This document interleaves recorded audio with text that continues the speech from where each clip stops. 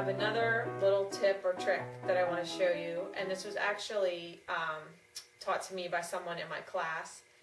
I can't remember what we were making that day, but she suggested or asked had I ever heard of making a knot in the center of a piece of roving to wrap around. So this is an easy way to make an egg or ball type shape.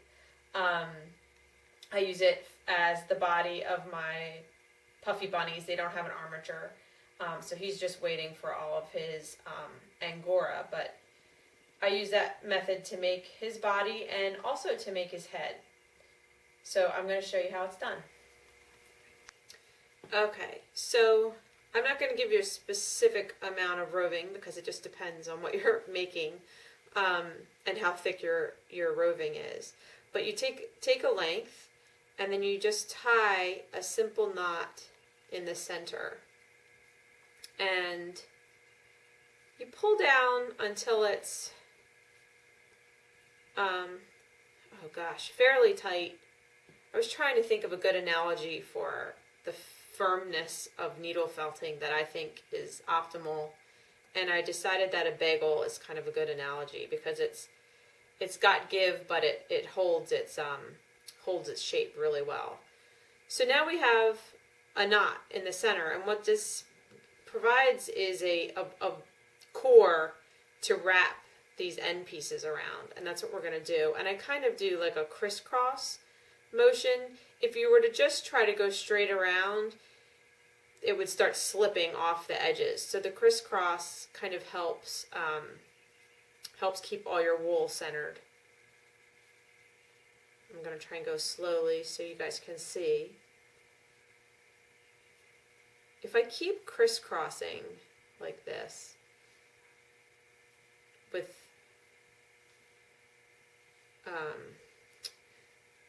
kind of going over each side and coming around the same place in the center on the bottom, it's going to give me a little bit of a crescent shape, which is actually great for the bunny bodies.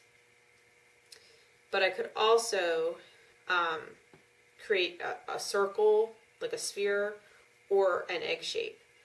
So the first half is on, and I'm just going to stab it enough to make sure everything is secure. And then I'm going to start on my my second half, and it's the same, just going to keep doing the same thing. I think I'm going to go for an egg shape, so I'll show you how I encourage that. This piece you might have to bring sort of to the side to give yourself a good position to start wrapping.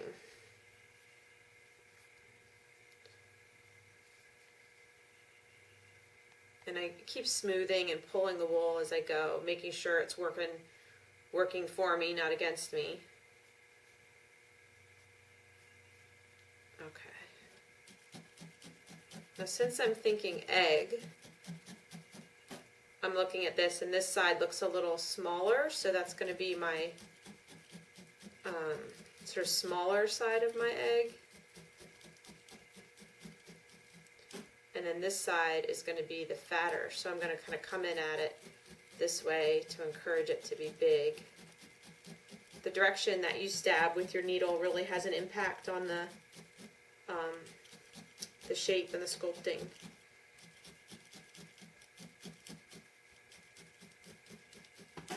So if I felted that a little bit more, it's a nice little egg shape.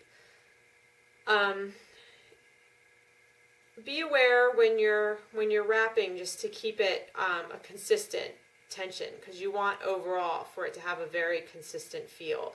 And if you can do it while you're wrapping, it's less work with the needle. And really, it doesn't take very much with the needle once you get the hang of it. And I just wanted to show you one other part. This is a half wrapped. So we just tied the knot and did that first half of the roving. And this works really well. I could just pull this off and leave this loose, this fringy end. And this works really well to attach as a head. So I just want to show you how the head is the same technique, but you just use half, leaving the other side wispy so that you can attach it to your body.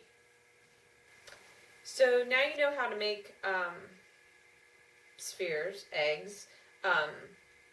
This is the fastest way that I've found. And like I said, I use it as a core body when I don't have an armature. But I also use these shapes to build up usually bellies on my larger animals, like on the ponies.